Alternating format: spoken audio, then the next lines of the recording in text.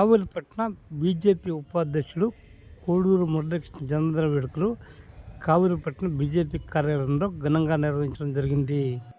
కావలిపట్న BJP party 1వ పట్టణ అధ్యక్షుడు ముందా కిరణ్ కుమార్ ఆధ్వర్యంలో కావలిలోని బీజేపీ కార్యాలయంలో పట్టణ ఉపాధ్యక్షుడు కోడూరు మురళీకృష్ణ జన్మదిన వేడుకలు ఘనంగా నిర్వహించడం జరిగింది.